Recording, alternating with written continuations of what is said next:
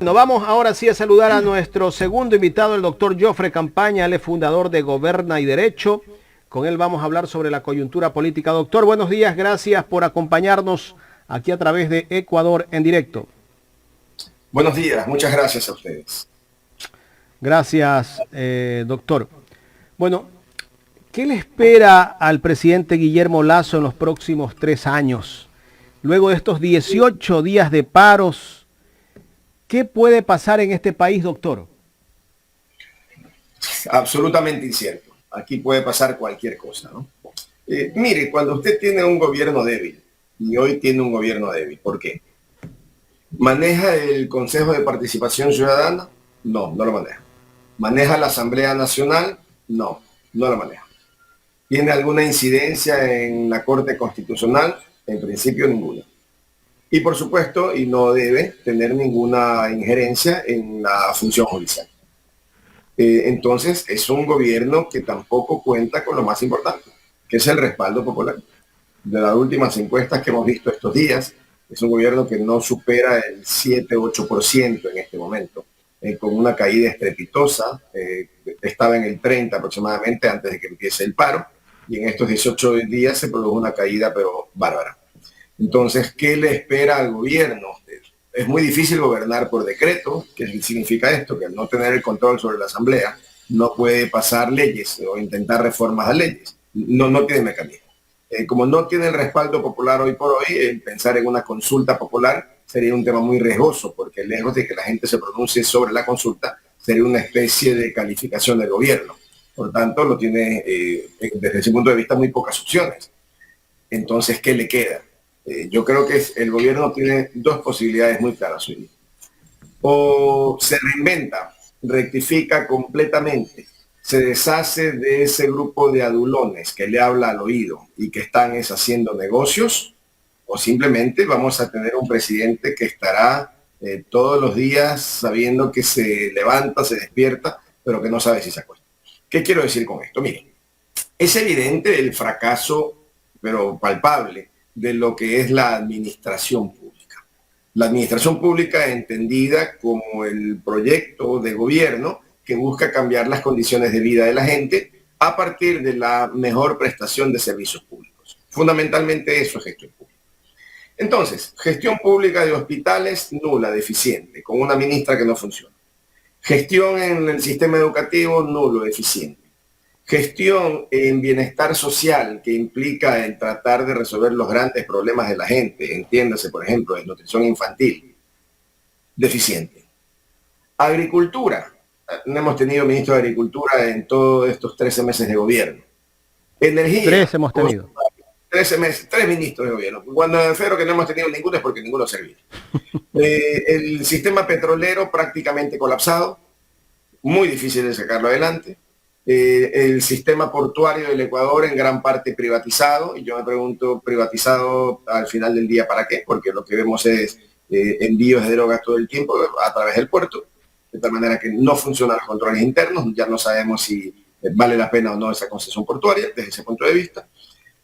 Tenemos temas como carreteras inútiles, no sirven, y no sirven en mucho por negligencia del gobierno. Por ejemplo, hay una operación de 25 millones de dólares aprobada por la CAF para la mejora de vías en la provincia de Chimborazo, carretera Chimborazo-Ambato, Ambato, y simplemente no se contrata y no se concreta por ineficiencia en la gestión operativa del gobierno. ¿Hay los recursos? Exhalan los recursos, una operación de la Corporación Andina de Fomento. Entonces, mire, ¿qué es lo que tenemos al final? Carreteras destruidas, porque están destruidas. El sistema vial del Ecuador da pena, da pena. Y cuando le reclaman, perdón que le interrumpa, y cuando le reclaman algo, él dice la culpa no es mía. La culpa es de Correa. Yo creo que ya la muletilla de que la culpa es de Correa o la culpa es del narco o la culpa es de la vaca, ¿no? Parece usted que hay un conocido libro, La culpa es de la vaca. Mire, no se le puede seguir echando la culpa a Correa. Yo me pregunto, veamos, pero vamos a temas concretos. La carretera Bucay-Payatanga, que es un desastre, que está muy mal. O Payatanga, Juan de Velasco-Valvanera, que es un desastre. Muy bien, ¿quién construyó esas carreteras con hormigón? ¿En qué gobierno? En el gobierno de Rafael Correa, ¿verdad? Muy bien, esas carreteras están destrozadas. En lugar de echarle la culpa a Correa, ya iniciaron los juicios contra las compañías constructoras que construyeron mal, y que probablemente se robaron la plata. No, no, ni demandaron a las compañías constructoras, ni han contratado las reparaciones, ni han contratado nuevas obras, y hacen lo más fácil, es que el correísmo, los 14 años de correísmo, es que Correa, ya, yo creo que el país está harto de que le echen la culpa a Correa. Yo creo, insisto, que Correa fue un desastre en su momento. Tuvo cosas acertadas, pero tuvo cosas nefastas para el país. Pero ya pasemos la página de Correa. Ya pasó el gobierno de Lenín Moreno. Cuando termine el gobierno de Guillermo Lasso, vendrá el siguiente y también le seguirá echando la culpa a Correa. Yo creo que hay que terminar con esa cantaleta. Y oiga, y ayer el ministro, cuando justamente hablaba en ese acuerdo que se firmaba con la CONAIE, volvió a culpar a los anteriores gobiernos. O sea, ellos no tienen cómo justificar su incapacidad más que echarle la culpa a otros. Hay una incapacidad, hay una inoperancia, hay una ineficiencia. Pero mire, por ejemplo, yo leo comentarios de importantes políticos en Twitter, ¿no? Políticos importantes en activo, y le dicen al presidente 2 éxitos en estos días. Es decir, entienden como éxito el que no lo echaron del poder, ¿no? Es un gran éxito. Ayer el acta que se firma, gran éxito del gobierno. Y esa es la gente que le habla al oído al presidente. Es que el presidente no se da cuenta de lo terriblemente mal parado que quedó a partir de esta crisis. Mire, un país absolutamente dividido. El gobierno del encuentro fue un eslogan nada más. Hoy es un país absolutamente dividido, resquebrajado, en que han aflorado como nunca antes resentimientos, odios, clasismo, discriminación. Es decir, es un país absolutamente dividido. En Guayaquil, aunque afortunadamente sin mayor peso empiezan a hablar de federalismo y otras cosas que no tienen ningún sentido hoy por hoy como tal. Entonces, un país fragmentado, un país económicamente terriblemente golpeado, un país con sistemas de salud y educación que son un desastre, y un país en el que el presidente piensa que ha triunfado. Es un país en el que el gobierno tiene 80 votos duros en contra, y no sabemos en estos meses que vienen, año y medio, 2 años, no sabemos si va a tener a toda la asamblea en contra. Un gobierno que además ha posicionado que este problema indígena es un problema entre la democracia y el narco. Esa es una falacia, pues. Si los narcos hubieran estado atrás de este problema, hace rato que el gobierno se habría caído. Pero usan la estrategia más fácil de vincular a los partidos políticos con el narcotráfico, número 1. Número 2, de acabar, achacar, terminar con el Partido Social Cristiano y con la izquierda democrática, y luego decir que el patriotismo de estos partidos ha salvado la democracia. Mire, tenemos un gobierno sin palabras, sin credibilidad, y es más, al ver el acta firmada y al analizarla y estudiarla, yo me pregunto, ¿será que van a hacer lo mismo que con Nebot, con esa acta? Porque a Nebot le firmaron también un acta y lo traicionaron a las 24 horas. Van a traicionar también al sector indígena, al movimiento indígena. Ahora, que en el movimiento indígena hubo excesos, pero sin ninguna duda. Que hubo gente que debería estar presa y sentenciada, pero sin ninguna duda. Pero nadie puede cerrar los ojos a las profundas necesidades del sector. Mire usted informes recientes, hay una publicación de la Universidad Central. Mucha gente durmió allí, pernoctó allí en la universidad. Hacen exámenes médicos a los niños, a nuestros niños indígenas. Y el resultado es que el 80% tiene desnutrición infantil. Esto no es justo. No podemos tener un país así. Entonces, las reivindicaciones sociales son justas y hay que atenderlas. Pero la pregunta es, ¿las va a atender el gobierno con quién? Con gente a la que los indios le apestan. Esa es la gran pregunta, ¿no? ¿Por qué lo salvó el Partido Social Cristiano a Lasso en esta vez? Después de que Lasso le ha dicho de todo al exalcalde de Guayaquil, Jaime Nebot. ¿Por qué? ¿Hubo algún acuerdo, un pacto sobre bajo la mesa? Yo creo que hay muchas elucubraciones, ¿no? Cálculo político. ¿Por qué? Vamos a suponer que efectivamente se destituía al presidente con los votos del Partido Social Cristiano. ¿Qué podía pasar? Elecciones en 6 meses. ¿Quién tenía las más grandes opciones de ganar la presidencia en los próximos 6 meses? UNES, así de simple y de claro. Es decir, posibilidades de que la izquierda democrática triunfe en la presidencia en 6 meses, yo lo veo muy difícil. Posibilidades de que el Partido Social Cristiano pueda sacar un candidato, muy difícil. Con suerte ganarán la alcaldía de Guayaquil, la prefectura la van a perder. La posibilidad de entonces, ¿quién más la tiene? El roldosismo, Lucio Gutiérrez, no hay nadie más. Pachacuti tiene desgraciadamente un margen muy poco de impacto político directo, por tanto no veo que sea una opción para la presidencia directa, al menos ahora. Entonces, ¿quién iba a ganar las elecciones en los próximos 6 meses? En definitiva, el correísmo. Y allí viene el cálculo político. Probablemente el Partido Social Cristiano dijo, vamos a darle en bandeja de plata al correísmo la presidencia, preferimos tener a Lazo y a lo mejor recomponer el partido en estos próximos 3 años. Es una posibilidad. Otra posibilidad, bueno, el Partido Social Cristiano no sabemos qué acuerdos tiene bajo la mesa, porque no lo sabemos. Todos los partidos, no solo el socialcristianismo, todos. Es más, fíjense que ahora apareció una figura pública que fue clave en estas negociaciones, que fue Ricaurte, exalcalde de Quito.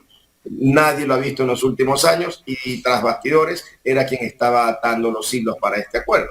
Entonces, no sabemos qué acuerdos hay por atrás con el Partido Social Cristiano y ellos se pintan como un tema de que esto es ideología. Bueno, ideología o doctrina o lo que lo quieran llamar. ¿Cómo? Con un gobierno que prometió no subir impuestos y que lo subió. Se mantienen coherentes en su línea. Entonces, no sabemos, para mí es penosa la actitud y la posición del Partido Social Cristiano, ante todo por el silencio guardado en todo este tema. Había una crisis, hay una crisis, y el partido un silencio que da mucho que pensar, nos deja mucho que pensar. Doctor Campaña, buenos días. Bueno, el papel de Leonidas Issa fue un papel preponderante y sin duda un actor político que de una u otra manera hizo un poco temblar al presidente de la República. ¿Cómo queda Leonidas Issa en estos momentos o qué posición debe tomar? Bueno, yo creo que Leonidas Issa queda tremendamente fortalecido en el país, enormemente fortalecido. Mire, antes del paro, y pensemos que no había ningún paro, ¿cómo era visto Leonidas Issa por las clases dominantes, por las élites de este país? Era visto despectivo y peyorativamente como un indio miserable, deber estar preso, con los peores epítetos y calificativos. Ese era Leonidas Issa antes del inicio de esto. ¿Por qué? Porque se lo asociaba directamente con los sucesos de octubre del 2019. Entonces, las élites, especialmente estas élites tan racistas de este país, tan clasistas de este país, lo tenían como alguien que no vale la pena, ¿no? Un pobre hombre. Y al contrario, un miserable que destruyó Quito en el 2019. Así era visto. Viene ahora este movimiento, y en este movimiento, pues, esos sentimientos de odio, de desprecio, se exacerban, al punto de que salieron las élites quiteñas especialmente, y algunos guayaquileños, a decir aquí hay que acumular 30.000 bates de béisbol para esperarlos a los indios y vamos a unirnos mínimo 30.000 para estar en segunda línea después de la policía. Cuando la policía hace la contención o empieza con la represión, salimos los 30.000 combates de béisbol a acabar con estos indios. Es decir, un sentimiento clasista, racista terrible. Eso se exacerbó. Pero ese es el pensamiento de las élites. Pero en cambio usted pudo notar cuando terminó el paro cómo fue despedido Issa de Quito. El pueblo, el que se muere de hambre, el que cada día tiene que ver qué hace para llenar de comida las ollas, ese pueblo pues tiene a Leonidas Issa como el hombre que ha reivindicado sus derechos.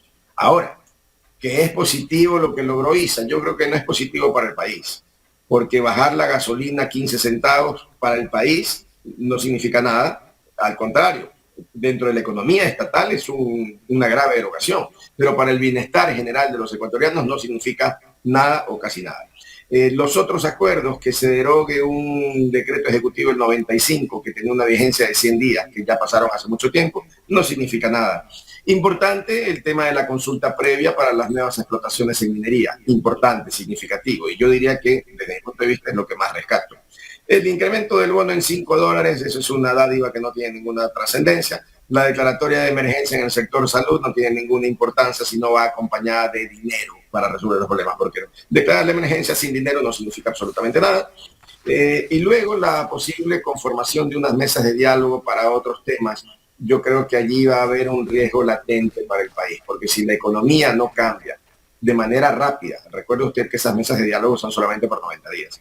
Si la economía no cambia de forma rápida, si los sectores sociales no ven que hay un giro fuerte, pero muy riguroso del gobierno, pues aquí puede pasar cualquier cosa en los próximos 60 o 90 días. Entonces, más allá de que creo que desde el punto de vista palpable, lo tangible, poco es lo que se ha logrado, Issa, no obstante, ha enviado un mensaje a los sectores populares. Y el mensaje es, aquí hay que parar el país para obtener lo que se busca. Eso para Issa es buenísimo. Para muchos sectores sociales es buenísimo. Para el gobierno es terrible. Y para la sociedad ecuatoriana es terrible.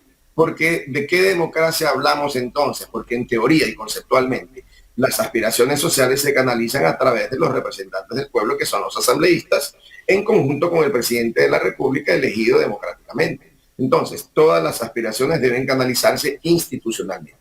Pero vemos que como la Asamblea en el fondo no representa a nadie, sino únicamente a los dueños de los partidos políticos, el pueblo tomó la posibilidad de ir a reclamar tomándose las calles. Y entonces, al tomarse las calles, el mensaje es claro. Y aquí un punto muy interesante. Yo no creo y discrepo absolutamente de los que piensan que ISA salió a la calle a tumbar al gobierno. No, no. ISA no salió a tumbar al gobierno. ISA salió a buscar reivindicaciones. Y en esas reivindicaciones, en el furor y en la fuerza del combate, de la contraposición con la policía, etcétera, pues surgen las voces, muchas de ellas francas y directas, de fuera, Lazo fuera. Es decir, gente que quería que se vaya Lazo. Y eso es auténtico. Pero de allí a que el objetivo principal de ISA al salir a la marcha fue sacar a Lazo, no, eso es una cantaleta y una propaganda que le está usando el gobierno de gente que le habla al oído y que simplemente se encarga de esta lambonería, por llamarlo menos, ¿no? Entonces, me parece que desde el punto de vista político, de política partidista, el gran triunfador es ISA, el gran derrotado del gobierno. Y como país, el gran derrotado es el país, el Ecuador, porque vemos que las instituciones no funcionan. Doctor, ¿usted cree que tras estos hechos el gobierno un poco rectifique su política pública? Yo quiero creer que es así, pero no creo que haya rectificación, porque para que existan rectificaciones, entre otras cosas, tiene que haber un cambio en el gabinete. Y ese gabinete no sirve, no funciona. Y el presidente no da ninguna indicación de que va a cambiarlos. Ahora, ¿por qué no los va a cambiar? Porque gran parte de ese gabinete son empleados de él, es la gente que estaba en la mesa chica. Allí el presidente quiere lealtades, esas lealtades pasan por gente incondicional, obedientes, no deliberantes. Entonces yo veo muy difícil que los pueda cambiar, lo cual es y va a ser, en mi opinión, un gravísimo error del gobierno. Por ejemplo, yo he sostenido, el Ministerio de Inclusión Social tiene que ser negociado con la CONAIE. Entrega el Ministerio de Bienestar Social a un líder de la CONAIE, para que desde dentro del gabinete pueda construir no solamente puentes, sino que pueda direccionar las obras que son fundamentales para los sectores menos favorecidos de este país. Pero ¿usted cree que van a tener un ministro de Inclusión Social allí metido en la mesa chica de gobierno? Pues yo lo dudo, no lo van a hacer. Y luego tiene a otros personajes que sabemos muy bien, empleados bancarios, empleados de sus fundaciones, gente obediente, como le digo, y que depende de ese salario, no ahora para vivir, sino cuando esta aventura gubernamental termine, de gente que seguirá viviendo del presidente y de sus empresas. Y por tanto, lo que les importa es cuidar su puesto futuro. Entonces creo que muy poco les importa el Ecuador en realidad, y eso es lo que a mí me hace pensar que no va a existir mayor rectificación.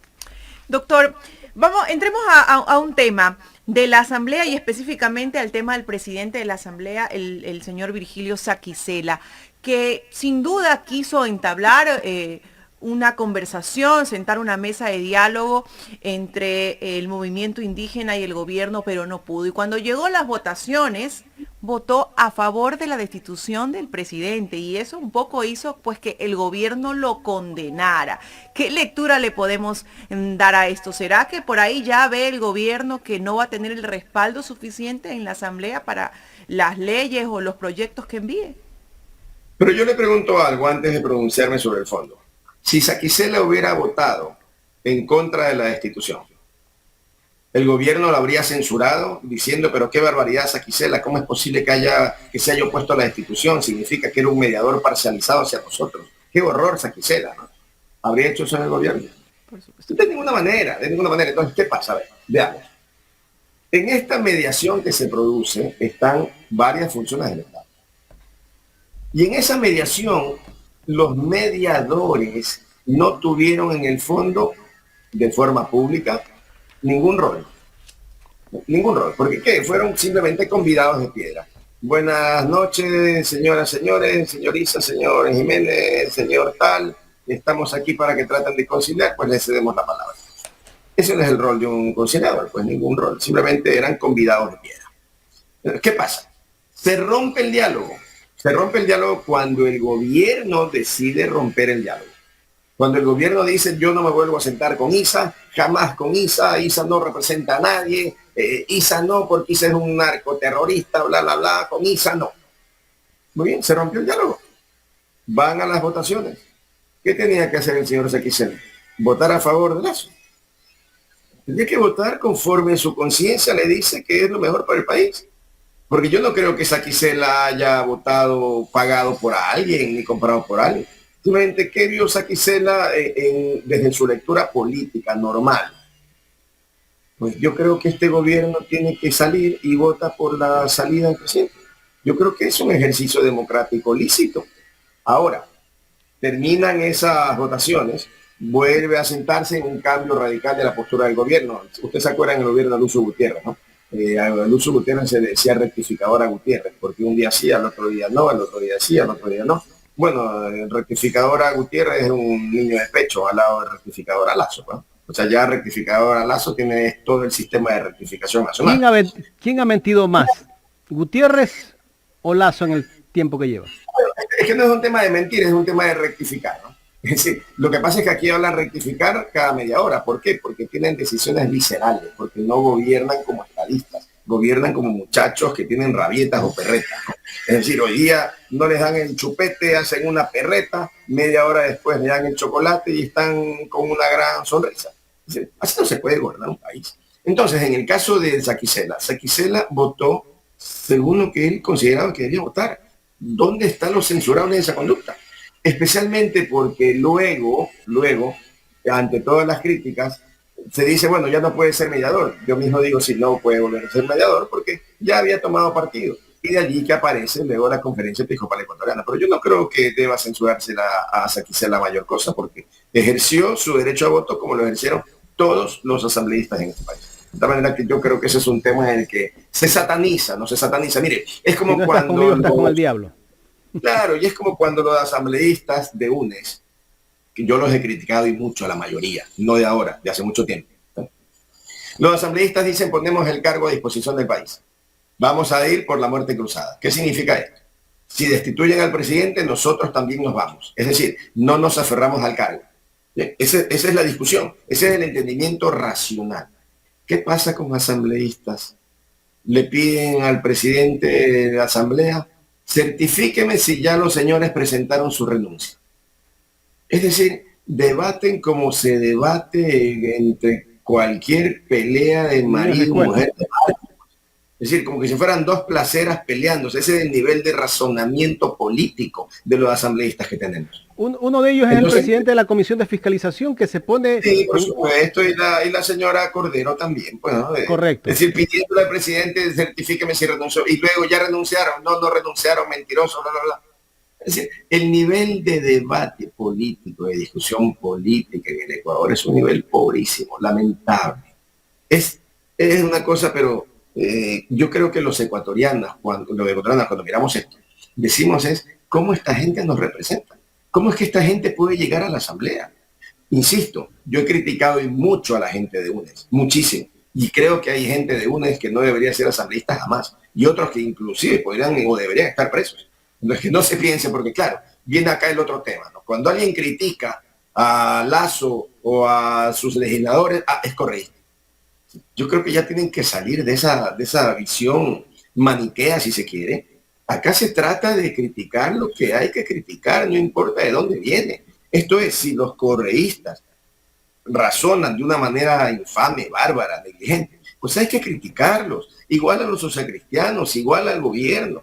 Se trata de tener luces, porque lo que no podemos aceptar en el Ecuador es estas calificaciones, ¿no? Correísta, anticorreísta. Y eso es lo que han logrado hoy día al dividir el país entre los lacistas y los antilacistas. Y así no se construye un país. Doctor, aquí se ha acusado de golpismo al correísmo, a todos los que votaron por la muerte cruzada.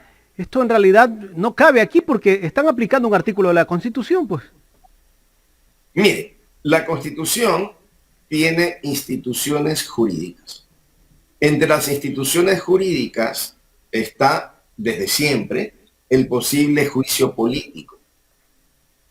Con la Constitución actual de Montecristi se introduce un cambio y por primera vez en el Ecuador, aparte del juicio político, se contempla la posibilidad de la muerte cruzada. Hay por ahí unos abogados que dicen que eso no existe. Tienen que leer la Constitución, ¿no? La muerte cruzada es, nos vamos todos. Si yo te echo, me voy contigo. Y si el presidente decide echar, el presidente se va también. Esa es la muerte cruzada. Esa es una institución jurídica. ¿Qué ha pasado en este está caso? bien. Se puso en marcha una institución jurídica. ¿Qué de censurar hay en esto? ¿Cuál es el golpe de Estado? Pero si lo están haciendo dentro de los márgenes de la Constitución.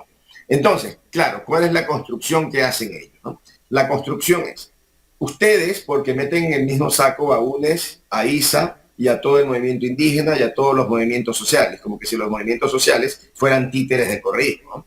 Pero los meten en el mismo saco. Entonces, ¿qué dicen?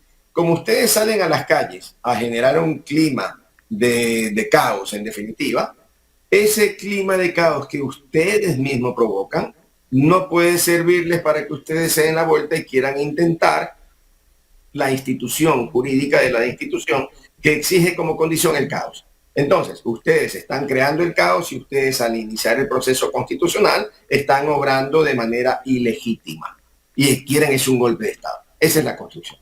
La crítica o la observación es muy simple. Señores, aquí el correísmo, que tiene influencia sin ninguna duda, pero el correísmo no es el dueño de los movimientos sociales, ni es el dueño del movimiento indígena. Es decir, quien quiere hacer ese cine está en una miopía terrible. Como cuando desde el gobierno se dice los que protestan son narcos, o le hacen el caso a los narcos. Es decir, el movimiento indígena está secuestrado por los narcos. Es que no tienen la más mínima idea de lo que pasa en el país. Es que no tienen idea de ese 80% de desnutrición infantil en el sector indígena de los niños. Porque no les duele, porque no lo viven, porque no lo sienten. Entonces, es muy fácil decir, no, golpistas.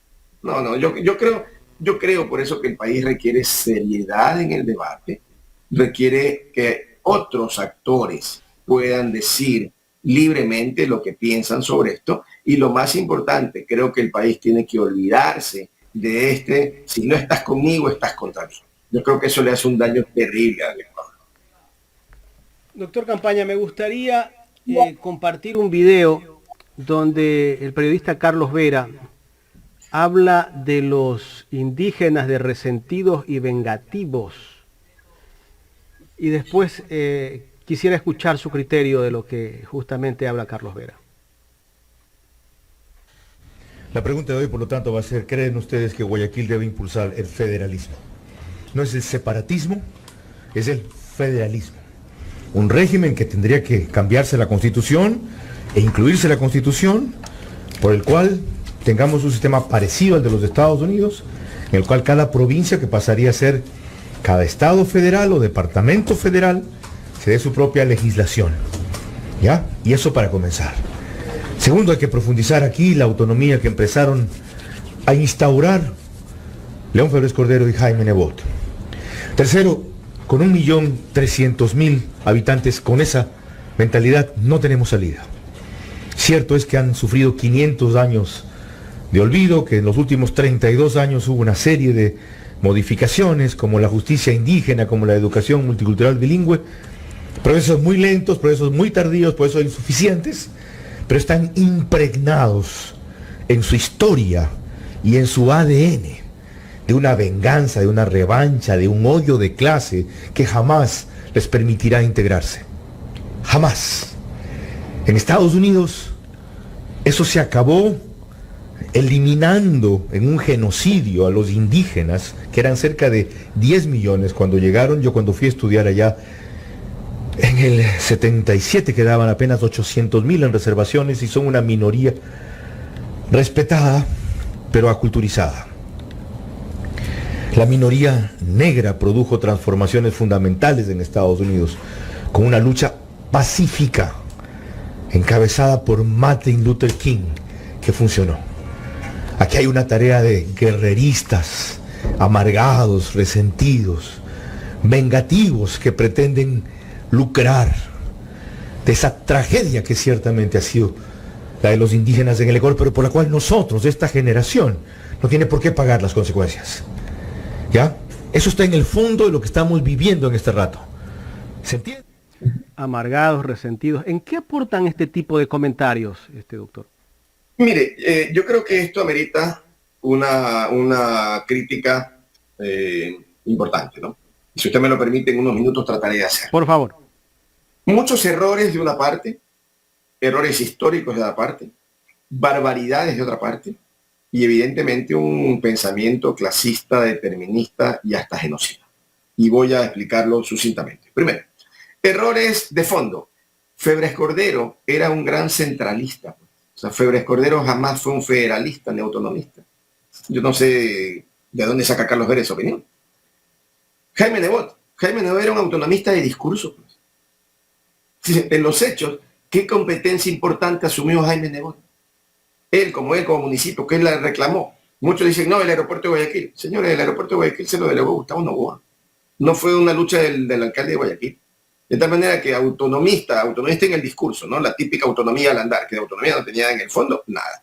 Tanto que la constitución de Montecristi, que plantea unas autonomías pésimas y mal enfocadas, mal reguladas, jamás motivaron ni al alcalde de Guayaquil ni a nadie en este país a que vayan por la autonomía. Por tanto, por pisar ahora o por pugnar que el federalismo es la solución, creo que es un error conceptual e histórico notable. Martin Luther King. Bueno, hay que leer la historia. Varias de las marchas de Martin Luther King empezaban pacíficamente. Y luego había muertos. En los Estados Unidos había muertos. Vandalismo en decenas de ciudades. Hay que leer la historia. No fue así.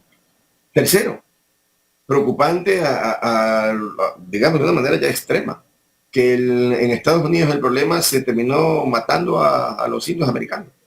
¿Qué pretenden? ¿Que matemos a los indios ecuatorianos porque solo son 1 millón? Y luego, que tienen en el ADN el odio, la venganza, etcétera. Yo creo que Carlos Vera no conoce a nadie en el sector indígena, porque si los conociera no tendría ese pensamiento tan racista, radical, determinista, infame, por decirlo menos. Yo conozco a gente indígena, conozco a mucha gente indígena. Mi padre, que en paz descanse, siendo milagreño, siendo comerciante y un hombre abierto, y padres indios. Gente que llegaba a su establecimiento comercial, indígenas, y que le llevaban de repente mote, fritada, tema, y lo llamaban Don Pablito, aquí le traigo esto, que tenemos una fiesta el domingo en casa, en los pueblos, cito algunos de los que me acuerdo ahora, Inapín, allí en la provincia de Tungurahua, por ejemplo. Y nosotros, muchachos, 12, 13, 14 años, con mi familia, íbamos a las fiestas de los pueblos indígenas, a quienes varios indígenas convertían a mi padre en compadre. Y podía yo vivir desde adentro. Hay gente que es maravillosa. Que hay indígenas que son, como seres humanos, miserables, ¿sí? Como son muchos blanquitos miserables, y como son muchos negros miserables, y como son muchos zambos miserables, y como son muchísimos mestizos más que miserables. Pero pensar que una raza, que un segmento histórico, un segmento que reúne tal vez lo más rico de nuestra cultura originaria, pueda ser tildada de determinista y que tienen en su ADN el odio, la violencia y esta situación de que son incapaces en un momento dado de integrarse a la sociedad ecuatoriana. Eso es no entender el país, eso es denostar del país, eso es no sentir una gota de orgullo del país y de nuestras raíces, porque la mayor parte de la población ecuatoriana es mestiza. Es mestiza. Que alguien me diga, excepto por ahí 4 que se creen puros diarios, como yo los llamo, que me digan, pues, quién no tiene sangre indígena en las venas de los ecuatorianos. Entonces, lo que ha dicho Carlos Vera es una barbaridad. Yo creo que él debe disculparse públicamente. Yo quiero pensar que era fruto de una exacerbación mental del momento, de algún mal día, de algún mal rato, y que no tuvo más que disparar barbaridades. Pero creo que al Ecuador no le hace bien de ninguna manera este tipo de pensamiento. Este tipo de pensamiento es un pensamiento que tiene que ser erradicado, es un pensamiento de odio. Y ese pensamiento de odio no es aceptable en la sociedad ecuatoriana. Yo creo que esto merece todo, toda la censura, toda la crítica, todo el reproche social de todo el Ecuador. Es decir, no creo que deba existir un ecuatoriano que aplauda esa postura. Y me parece no solamente que Carlos Vera, y aun cuando la Radio Centro de Javier Benedetti no es responsable por lo que dicen sus comentaristas, me parece que incluso la radio le debe una disculpa. No a Guayaquil, le debe una disculpa al Ecuador y una disculpa muy sentida al sector indígena. ¿Qué sería del Ecuador sin el sector indígena? Hay que saber cómo funciona, hay que saber cómo viven. que son olvidados en este país. Pero por supuesto, si la culpa es de quienes han gobernado este país, ¿cuándo han gobernado este país los indios, por así decirlo? No, señor, es una raza, es una parte importantísima de nuestra sociedad que ha sido olvidada, que ha sido marginada y que sigue siendo marginada. Y de ellos depende en gran parte la alimentación de este país. Entonces no es posible, no puedo aceptar ese tipo de críticas. Yo creo que merecen toda mi censura, y no solo la mía, la censura y el reproche del Ecuador entero. Doctor, sin duda una de las cosas más lamentables, obviamente separando la vida y quienes fallecieron en estas manifestaciones ha sido pues el increpar al racismo, ¿no? Entre diferentes actores y entre diferentes sectores del país. Pero otra cosa que también sorprendió y llamó la atención y quisiera escuchar su opinión, es que el pueblo se fue en contra de los medios de comunicación. Sobre todo de ciertos medios de comunicación tradicionales de señal abierta, donde, bueno, pues los abuchearon, donde incluso quisieron hasta golpearlos, y de pronto empezamos a pensar que el pueblo empieza a despertar y que se empieza a dar cuenta pues que efectivamente hay injerencia, hay intereses de por medio de los medios y de ciertos actores políticos, tanto del gobierno, ¿no?, como de otros sectores. Podríamos decir que la gente ya despierta de esa situación de los medios de comunicación, porque ya decía Luis de Bonal, ¿no? Un Estado puede ser agitado y conmovido por lo que la prensa diga, pero él mismo puede morir por lo que la prensa calle. Entonces, ¿la gente ya no come cuento de la prensa? Mire, en el Ecuador y en todos los países existen muchos poderes, ¿no? Existe el poder económico, los industriales, los comerciantes, etcétera. Existe el poder religioso, la Iglesia Católica es un gran poder, y ahora ha quedado demostrado. No solo la Iglesia Católica, también la Iglesia Evangélica tiene un gran poder. Existe el poder político, indudablemente, y uno de esos poderes fundamentales es el poder de los medios de comunicación. ¿Por qué? Porque los medios de comunicación, de alguna manera, son los que sintetizan lo que ocurre en el Ecuador y los que pueden comunicar de alguna manera relativamente fidedigna lo que ocurre en el Ecuador. Y por tanto, tienen una enorme capacidad para influir en la opinión pública. Recuerden ustedes que el derecho a la comunicación es de doble vía. De una parte, el derecho de los ciudadanos a estar debidamente informados, y de otra parte, el derecho de los medios de informar con libertad. ¿Qué ocurre cuando entran en colisión estos dos derechos? ¿Qué quiero decir? Los ecuatorianos tenemos derecho a estar debidamente informados. Y estar debidamente informados significa estar informados con objetividad sobre lo que pasa. Es decir, no tenemos derecho a ser engañados ni manipulados por los medios de comunicación. Y de otra parte, los medios de comunicación tienen la obligación de ser objetivos, transparentes y confrontar todas las fuentes que existen para tratar de transmitir una verdad. ¿Qué es lo que hemos constatado, al menos en estas movilizaciones? Pues que habían medios que pintaban una sola verdad. Y de repente, por ejemplo, habían medios, y cito, Ecuavisa, sacaba reportajes en que ponía las evidentes y múltiples contradicciones de Correa o las actuaciones de Correa contra el sector indígena. Pero era incapaz de sacar, en contraste, las múltiples contradicciones del presidente cuando era candidato sobre los mismos temas de la protesta social. Entonces, había un direccionamiento claro, pero por supuesto que había, de tal suerte que faltó la objetividad en la transmisión, en la comunicación, sin duda. Y los ecuatorianos, el derecho que tenemos a estar debida y objetivamente informados, ¿pudimos satisfacer ese derecho? Pues no, porque fue manipulada gran parte de la información.